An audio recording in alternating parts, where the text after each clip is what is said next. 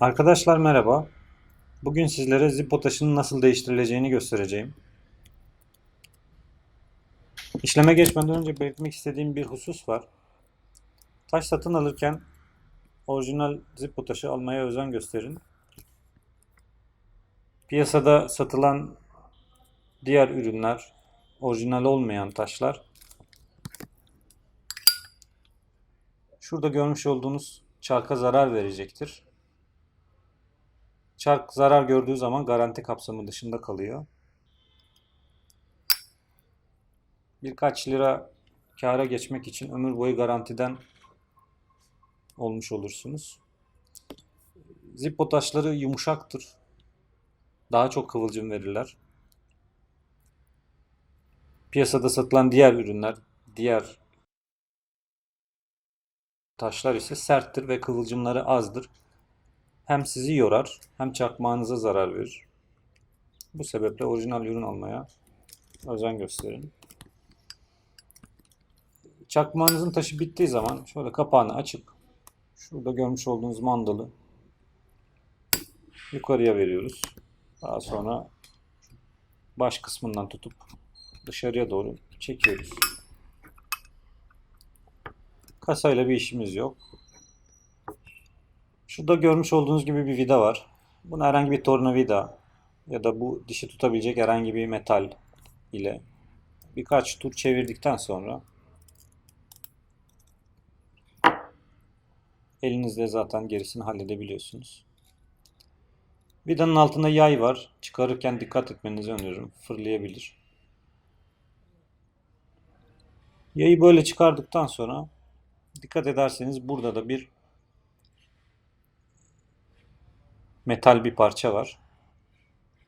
Bu metal parça taş ile aynı renkte. Dikkat ederseniz şöyle. İkisi de aynı renk.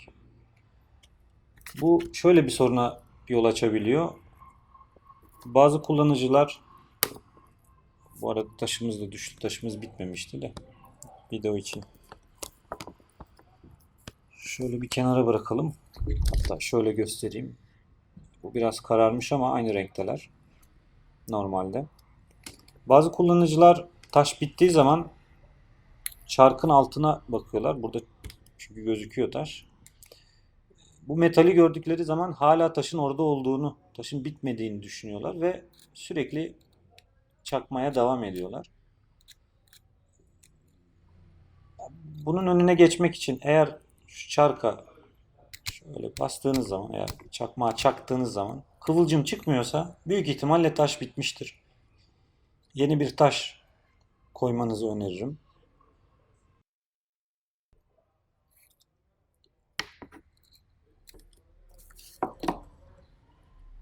Şimdi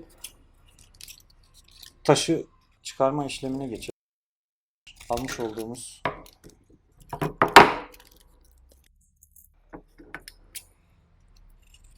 taşı açalım önce bir.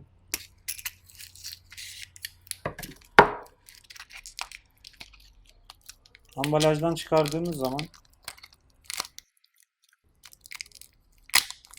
şöyle bir plastik, bunları kaldıralım.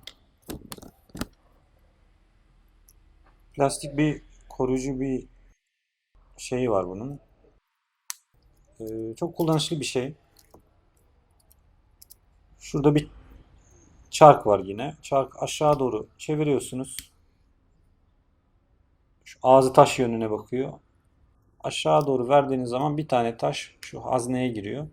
Sonra yine bunu geri çeviriyorsunuz. Böylece bir tane taş çıkarmış oluyorsunuz.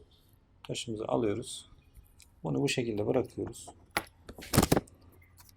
Taşı şu hazneye bırakıyoruz. Ve biraz önce çıkarmış olduğumuz yayı yerine geri takıyoruz. Ve yine biraz elle, daha sonrasında da yine tornavida veya herhangi bir şeyin, bir aletin yardımıyla şöyle. Ben elle daha kolay yapıyorum. Takıyoruz.